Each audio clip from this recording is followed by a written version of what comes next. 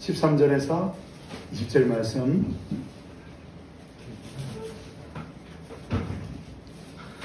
우리 교도갈까요? 13절부터 20절입니다. 13절에 제가 먼저 읽을게요. 호련히 수많은 천군들이 그 천사와 함께 하나님을 찬송하여 이르되 하나님께 영광이요 땅에서는 하나님이 기뻐하신 사람들 중에 평화로다 하니라. 천사들이 떠나 하늘로 올라가니 목자가 서로 말하되 이제 베들레헴으로 가서 주께서 우리에게 알리신 바 이 이루어진 일을 보자 하고 빨리 가서 마리아와 요셉과 그의 누인 아기를 찾아서 보고 천사가 자기들에게 이 아기에 대하여 말한 것을 전하니 듣는 자가 다 목자들이 그들에게 말한 것들을 놀랍게 여기되 마리아는 이 모든 말을 마음에 새겨 생각하니라. 목자들은 자기들에게 이르던 바와 같이 듣고 본 그 모든 것으로 인하여 하나님께 영광을 돌리고 찬송하며 돌아가니라. 아멘. 우리 설교 영상 잠깐 보겠습니다.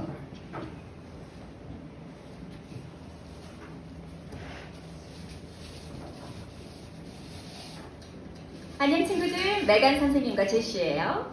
친구들 메리 크리스마스! 선생님 보세요, 막대 사탕을 가져왔어요. 제시, 크리스마스라고? 성탄절은 아직 멀었는데. 하지만 오늘 성경 이야기에서 예수님이 태어나시잖아요. 그럼 성탄절 아니에요? 맞아 제시. 성탄절은 이 땅에 아기로 오신 예수님을 기념하는 아주 특별한 날이야. 하지만 예수님의 탄생은 성탄절 하루만이 아니라 매일 기억해야 해. 그래요? 왜요? 그건 우리는 죄인이고 매일 죄를 짓지만 예수님이 이 땅에 오셔서 우리를 구원해 주셨기 때문이야. 우린 매일매일 예수님이 필요해. 아, 알겠어요. 예수님이 이 땅에 오셔서 정말 다행이에요. 근데 성탄절이 아니라도 막대 사탕 먹어도 되나요? 그럼 제시, 아기로 태어나신 예수님의 이야기를 들려줄 동안 마음껏 먹으렴.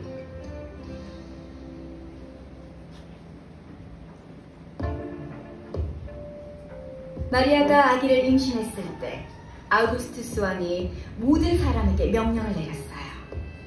모든 사람은 고향으로 가서 가족의 이름을 등록하라. 아우구스투스는 로마의 통치자였는데 그 땅에 살고 있는 사람들이 모두 몇 명이나 되는지 알고 싶었어요. 다윗왕의 후손이었던 요셉도 마리아와 함께 나사렛의 집을 떠나 다윗의 동네인 베들레헴으로 향했어요.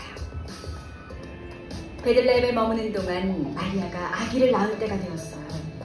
마리아와 요셉은 안전한 장소를 찾았지만 머물 곳이 없었죠.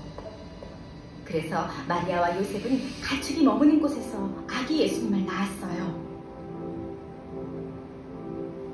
마리아는 아기 예수님을 포근하게 천으로 싸서 구유에 눕혔어요. 한편 근처 들판에서 목자들이 양떼를 지키고 있었어요. 갑자기 하나님의 천사가 목자들에게 나타났어요. 밝은 빛이 목자들을 비추자 목자들은 겁이 났어요. 하나님의 천사가 말했어요. 두려워하지 마라. 좋은 소식을 너희에게 알리러 왔다. 오늘 너희를 구원할 그리스도가 다윗의 동네에서 태어나셨다. 천사가 말했어요. 아기에게 가거라. 아기는 천에 쌓여 구유에 누워있을 것이다. 갑자기 수많은 천사가 나타나더니 하나님을 찬양했어요. 지극히 높은 곳에서는 하나님께 영광이요 땅에서는 하나님이 기뻐하신 사람들 중에 평화로다. 목자들은 아기 예수님을 찾으러 베들레헴으로 향했어요. 아기 예수님을 발견한 목자들은 사람들에게 이야기를 들려주었어요. 예수님에 대해 들은 사람들은 모두 놀랐어요. 목자들은 하나님을 찬양하며 들판으로 돌아갔어요. 천사가 그들에게 말한 모든 일이 이루어졌기 때문이에요. 얼마 후 동방박사들이 예수님을 찾아왔어요. 그들은 헤로당을 찾아갔어요. 유대 사람의 왕으로 태어나신 분께 우리가 경배드리려고 왔습니다. 헤로당은 화가 났어요. 새로운 왕이라니. 내가 왕인데. 그 아기를 꼭 찾으라. 그리고 찾거든 나에게도 알리라. 나도 가서 아기에게 경배하겠다. 그러나 헤롯의 말은 거짓말이었어요. 헤롯은 새로운 왕에게 경배하려는 게 아니라 죽이려고 했던 거예요. 동방박사들은 별을 따라 예수님께로 갔어요. 동방박사들은 예수님께 엎드려 경배했어요. 그리고 예수님께 황금과 유향과 모략을 선물로 드렸어요. 동방박사들이 돌아갈 때가 되자 그들은 꿈에서 헤롯에게 돌아가지 말라는 말씀을 들었어요. 그래서 그들은 다른 길로 돌아갔어요.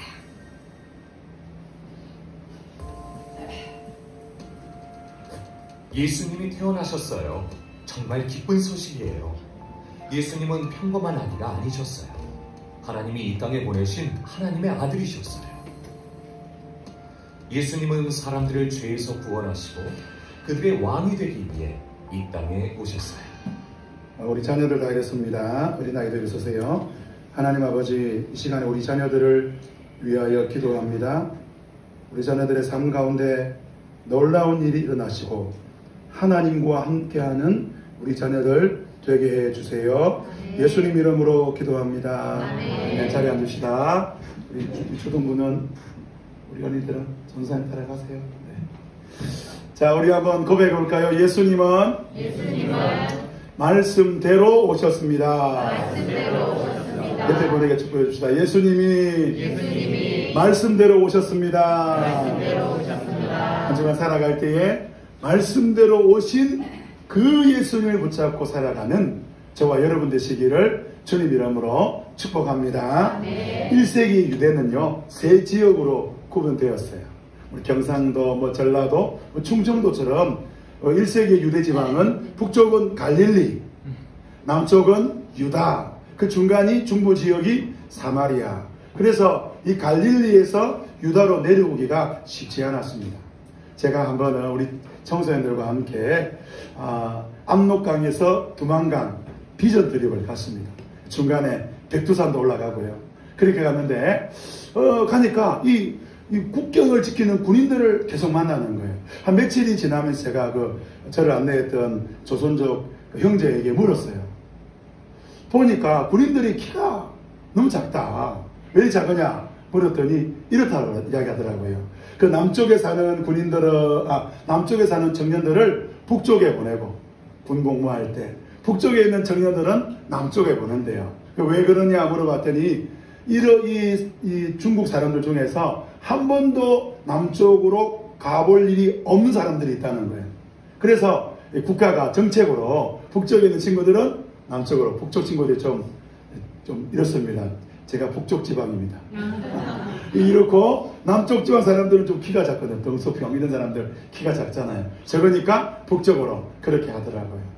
제가 이제 군 입대 통지서 전에 군 신체 검사 통지서를 받았는데 어디로 가냐면 우리 아버지 고향으로 가라더라고요. 호적지로 가라. 그래서 제 어릴 때는요 호적지로 갔습니다. 저희 고향이 삼천포인데 저희 아버지 고향이 광주거든요. 그래서 광주에 있는 큰 집에서 하룻밤 자고 다음날 신체 검사를 했던 적이 있습니다. 로마의 아우구스티누스 황제, 대단한 황제입니다. 모든 정적을 다 없애고 천하를 통일했죠. 그 천하를 통일했던 아우구스티누스 황제는 이 제국 안에 있는 그 모든 백성들이 세금을 내어서 그 세금을 잘 거두어들임으로 국가를 조금 더 든든하게 세우려고 모든 나라 백성들에게 명을 내립니다. 부모의 고향인 호적으로 돌아가서 호적을 정리하라는 거예요. 이 호적을 정리하는 이 명 때문에 예수님은 갈릴리에서 태어날 수밖에 없고 예수님은 갈릴리 사람이 될 수밖에 없었는데 이 명 때문에 북쪽 갈릴리에서 그의 아버지 어머니는 고향 땅 베들레헴으로 내려오고 그곳에서 예수님이 태어났던 것을 보게 됩니다. 성도 여러분, 예수님은 우리가 생각하는 우리의 상황, 우리의 어떤 시간들, 역사들 그 모든 것들을 뚫어내고 말씀으로 우리 가운데 오셨던 것을 보게 됩니다. 오늘 저와 여러분들이 말씀으로 우리 가운데 오시는 예수님을 믿고 따르는 복된 성도들이 되시기를 주님 이름으로 축복합니다. 우리 첫 번째로 역사를 뚫고 예수님이 이 땅에 오셨다는 겁니다. 성도 여러분, 예수님은 무엇을 뚫고 이 땅에 오셨다고요? 역사라는 거죠. 여러분, 오늘 본문에 보면 로마의 아우티누스 그 황제가 등장합니다. 그는 칙령을 내렸죠. 1절에 보니까 온 세계에 호적하라고 칙령을 내립니다. 이때가 언제냐? 고레노가 시리아 총독으로 설 때입니다. 우리 3절 말씀 같이 한번 읽어보겠습니다. 시작. 모든 사람이 모든 사람이 호적하러 갔다는 거예요. 왜냐하면 그 명령을 지키지 않으면 로마 황제의 명령을 따르지 않기 때문에 죽을 수 있는 겁니다. 그래서 4절에 보니까 요셉이 자기 고향으로 가는데 그 요셉은 먼저 다윗 가문의 자손이라고 누가는 말합니다. 그리고 우리 4절 노란 것이 읽어볼까요? 시작. 갈릴리 나사렛 동네에서 유대에 있는 베들레헴으로 동네로 이렇게 말하잖아요. 여러분, 베들레헴이라는 누구의 동네로? 다윗의 동네인 거예요. 여러분, 다윗의 동네가 베들레헴 뿐이겠습니까? 다윗이 얼마나 많은 유다 지역에서 활약하고 그의 이름을 올렸습니까? 그런데 누가는 말합니다. 베들레헴이 어떤 곳이냐? 그곳은 다윗의 동네라는 거예요. 왜? 예수님은 어떤 분이냐? 다윗의 후손으로 오시기 때문에. 그래서 4절에 그렇게 이야기를 합니다. 그리고 자기 약혼자인 마리아와 함께 등록하러 가는데 마리아가 뭐 중이었다 그래요? 5절에 보니까 임신 중이었다는 거예요. 6절 말씀 우리 같이 한번 읽어봅시다. 시작. 그들이 거기 머물러 있는 동안에 마리아가 해산할 상황이라는 거예요. 만삭이 되었다는 거예요. 이제 얼마 후면 자녀를 낳아야 되는 거예요. 북쪽 갈릴리에서 남쪽 유다로 내려오는 것 지금도 쉽지 않은 상황이죠. 만삭이 된 몸으로 그 몸을 끌고 남쪽으로 내려온 차를 타고 내려오는 것도 쉽지 않은데 고대 1세기에 마리아가 북쪽 나사렛에서 남쪽 유다 베들레헴으로 내려오는 것. 왜 그랬을까요? 미가 5장 2절에서 이렇게 말합니다. 너 베들레헴 에브라다야.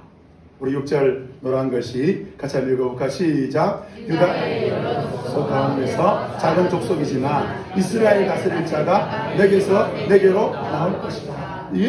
그렇지요. 하나님이 말씀한 거예요. 미가를 통하여 말씀했는데 베들레헴에서 예수님이 오신다는 거예요. 베들레헴에서 메시아 구원자 그리스도가 오신다는 거예요.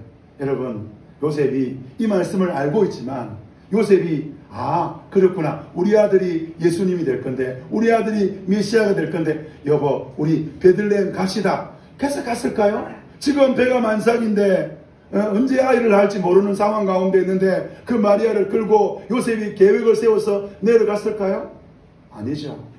요셉의 입장에서 볼 때는 요셉은 마리아를 통하여 예수님을 낳을 때 베들레헴에 낳을 수밖에 없는 거예요. 그런데 주님이 일하신 하나님이 역사하니까 어디서 아이를 낳느냐? 바로 그 베들레헴에서 아이를 낳았는데 우리 7절 같이 한번 읽어볼까요? 시작. 마리아가 처자를 낳아서 포대기에 싸서 구유에 눕혀 두었다. 여간에는 그들이 들어갈 방이 없었기 때문입니다. 여러분, 예수님이 어떤 분입니까? 미가 5장 2절에 예언한 대로 바로 이스라엘 백성들이 1000년 동안 기다려왔던 그 메시아, 그 그리스도, 그 위대한 왕, 우주의 왕이신 그 예수님이 이 땅에 오는데 누가는 말하기를 그 예수님이 그 예수님이 누울 방이 없어서 마구간에 구유에 누웠다고 말씀하고 있습니다.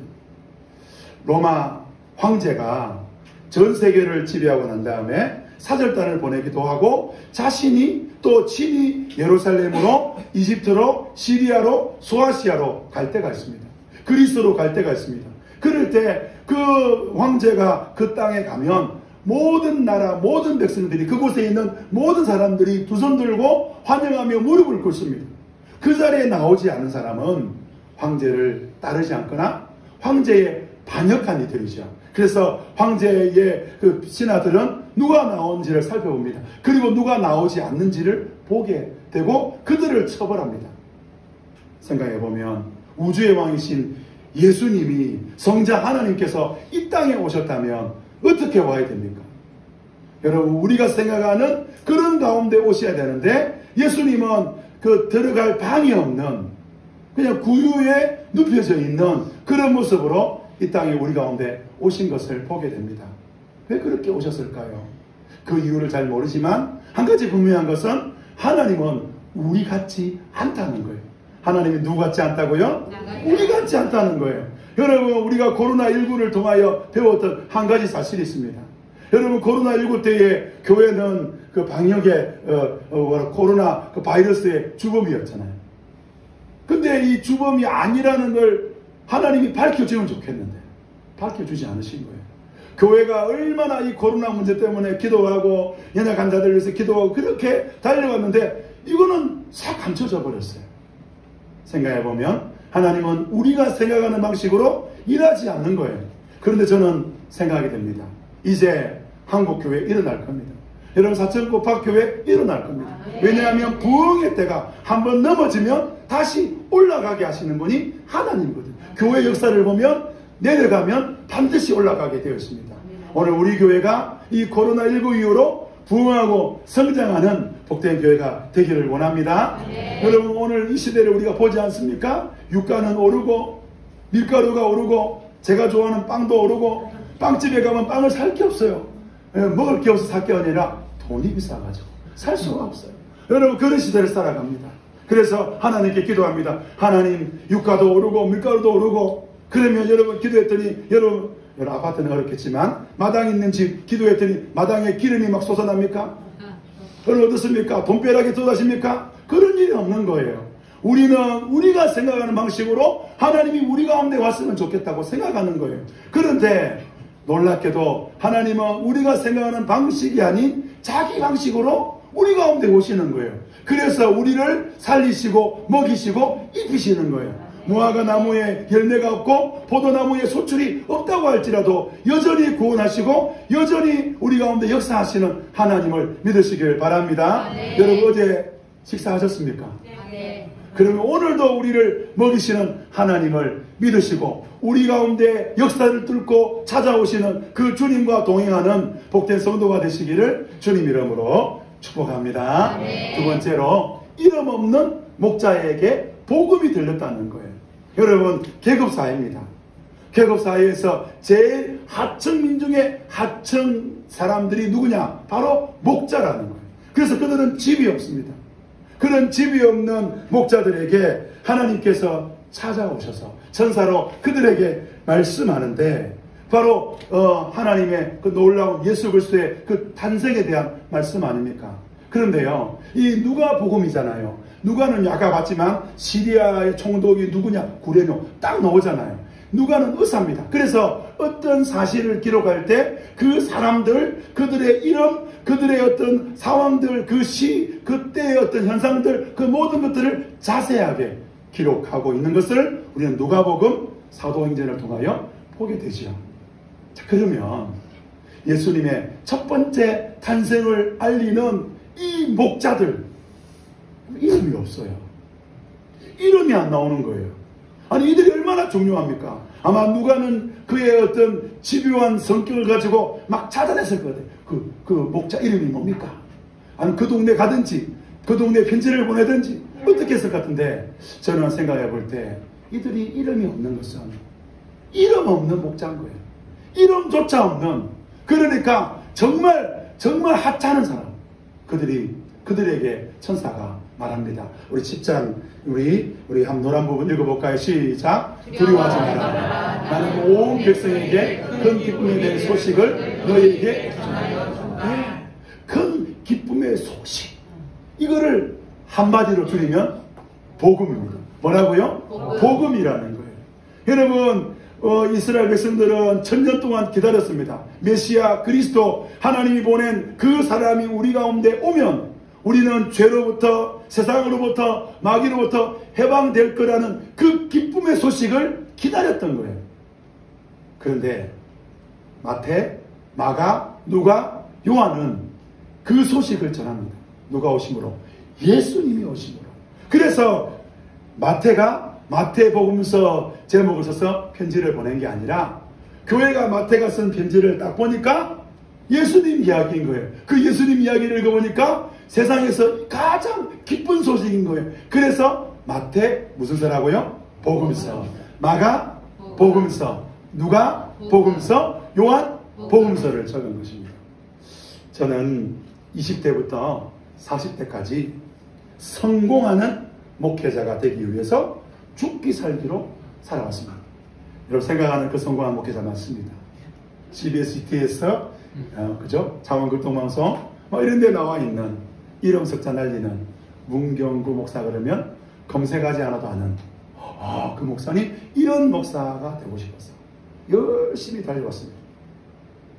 하나님이 하라고 하는 일보다 내가 생각할 때 내가 하고 싶은 하나님의 일을 했습니다. 하나님이 저보고 이거 해라 그거 하지 않고 저는 제가 하고 싶은 하나님의 일을 열심히 하는 그런 목회자로 살았습니다. 그랬더니 어느 날 46살 때 차에 시동이 걸리지 않은 것처럼 제 삶이 멈춰버렸습니다. 이 힘이 나빠져 버렸어요. 아무것도 할 수가 없는 거예요. 집회 갑니다.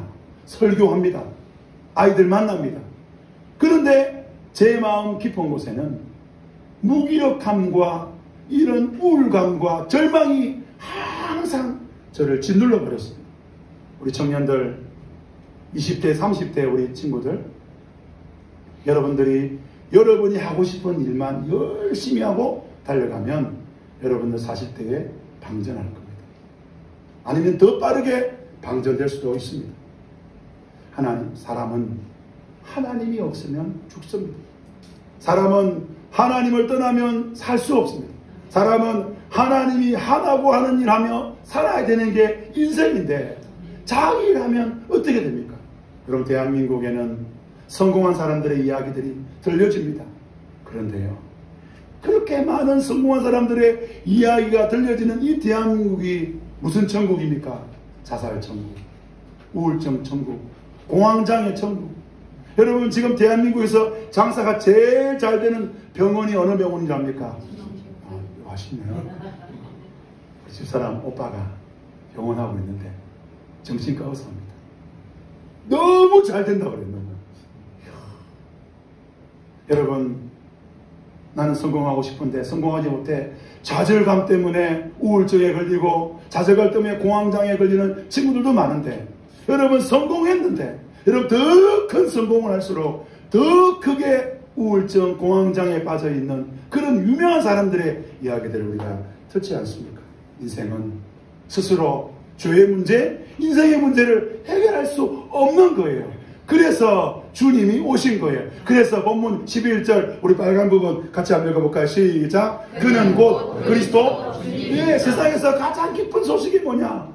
예수님이 오셨다는 거예요. 그래서 우리는 더 이상 죄와 사단으로부터 마귀로부터 살아갈 필요가 없다는 거죠. 이 소식을 들은 하늘의 천군 천사들이 노래합니다. 우리 천군 천사가 된 마음으로 14절 말씀 우리 천군 천사답게 여러분들입니다. 같이 한번 읽어봅시다. 시작.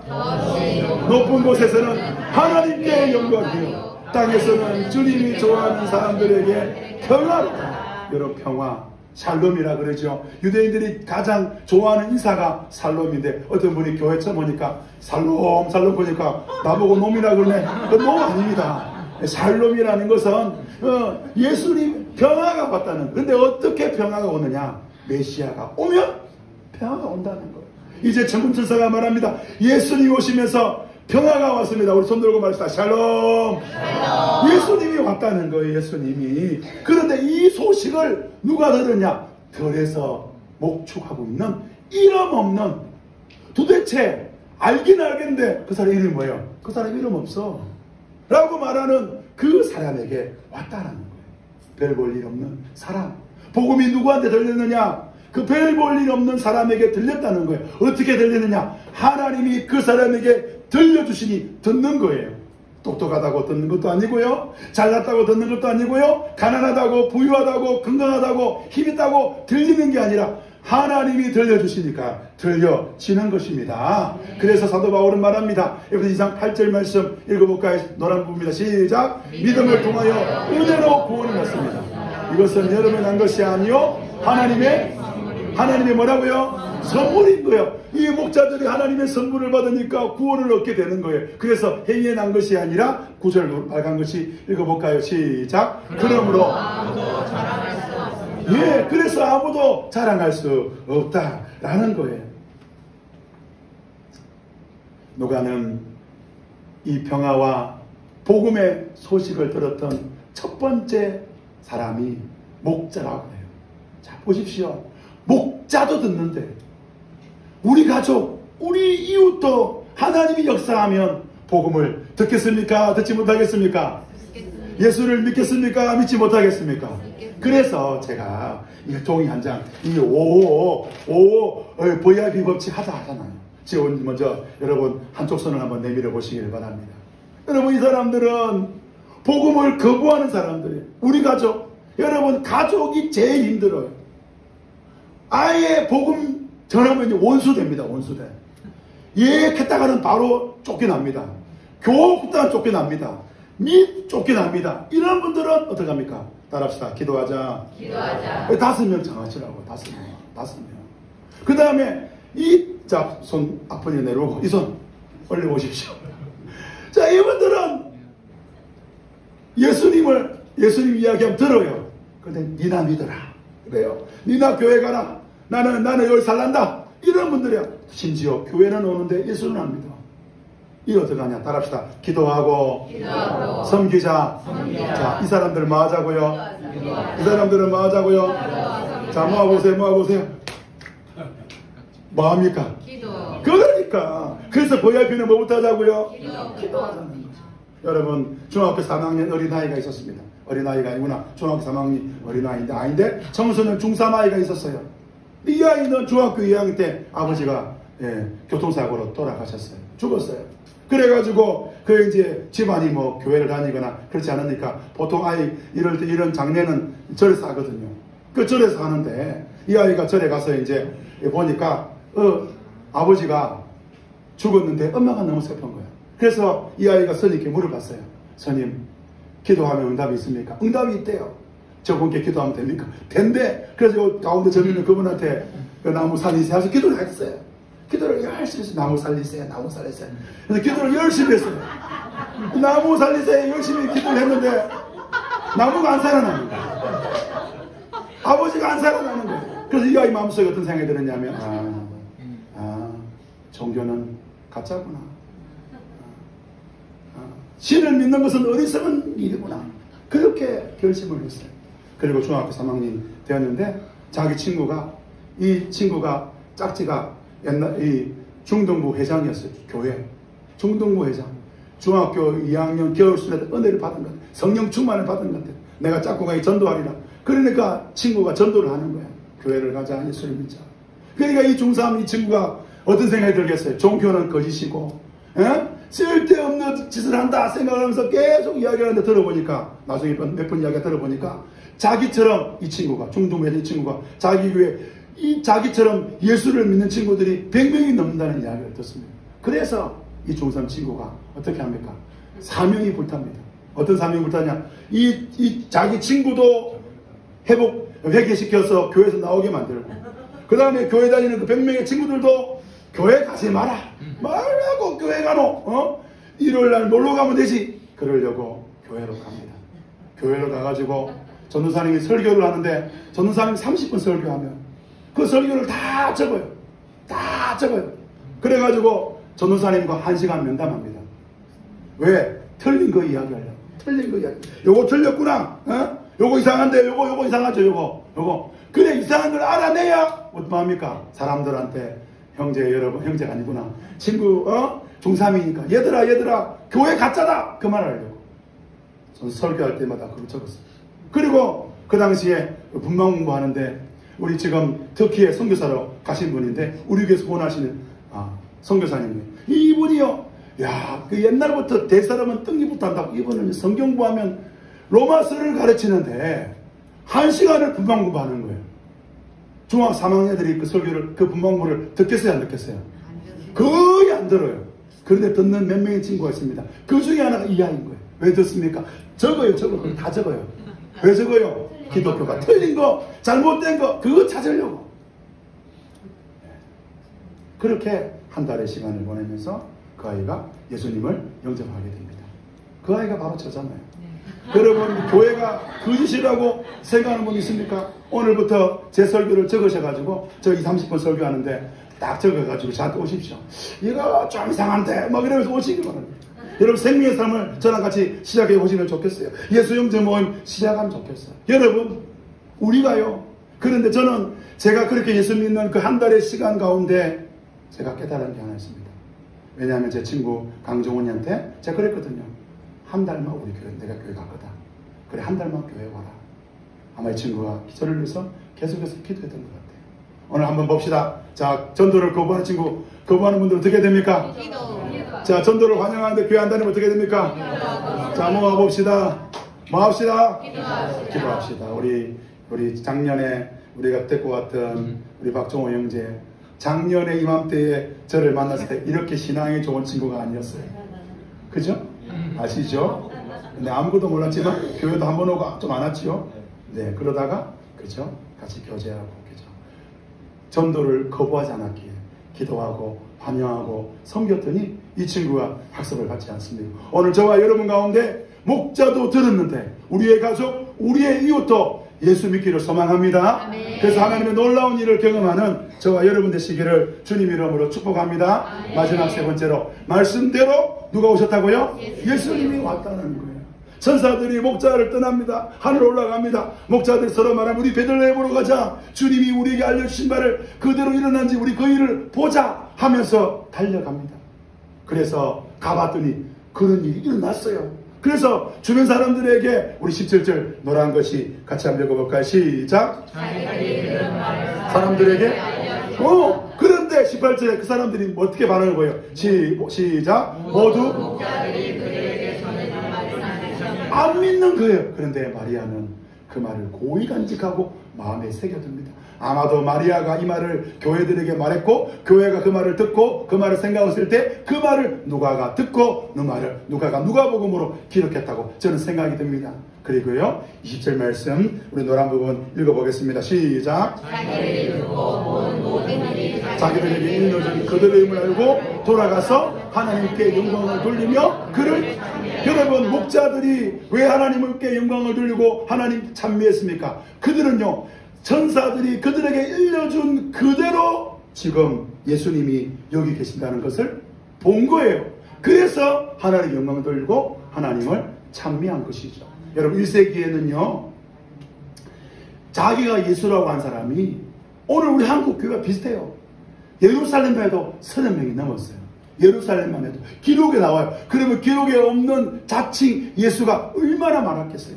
예수님이 부활하시고 하늘로 올라가신 다음에 초대교회는요 자신이 예수라고 말하는 이들이 진짜 많았어요. 내 감림산에서 올라갔던 그 예수야 이러는 사람이요 진짜 많았어요. 여러분 교회가 어떻게 진짜 예수님을 구별했을까요? 여러분 신약성경 마태, 마가, 누가, 요한복음에 보면 말씀에 기록한 대로 말씀대로 예언한 대로 이런 말씀들이 계속해서 나와요. 뭘 말합니까? 내가 예수다. 기적을 행한다. 내가 예수다. 능력을 행한다. 내가 예수다. 막 놀라운 일이 일어난다. 그것 보고 이 사람이 예수라고 믿지 않았어요. 교회는 시험을 쳤어요. 구약, 성경 시험을 쳐요. 그래서 구약 성경대로 오신 분이면 그분이 진짜 예수님인 거예요. 그래서 마태는 구약 성경을 가지고 예수님의 일들을 풀어가는 거예요. 그래서 예수님이 진짜다. 그 말을 하는 거예요. 마가, 누가 또 그렇게 말하는 거예요. 그래서 오늘 우리는 이제 예수님을 확인해야 됩니다. 우리는 나의 경험의 예수가 있습니다. 우리는 나의 어떤 지식의 예수가 있습니다. 내가 듣고 내가 배우고 내가 알고 있는 예수님이 있어요. 그 예수님을 내려놔야 돼요. 우리는 이제 과목이 한 과목 더 늘었습니다. 우리 초대교회 성도들은 구약 가지고 시험 쳤습니다. 우리는 이제 구약하고 또 뭘 돼야 될까요? 그래서 우리가 바이블 프로젝트도 하고 복음학교도 하고 생매삼도 하고 말씀 공부하는 이유가 바로 그거예요. 그것을 통하여 우리는 이분이 따라합시다. 말씀대로 성경대로 오셨구나. 그 예수님을 붙잡아야 되는 거예요. 말씀의 결론을 맺읍시다. 역사를 뚫고 예수님 오셨어요.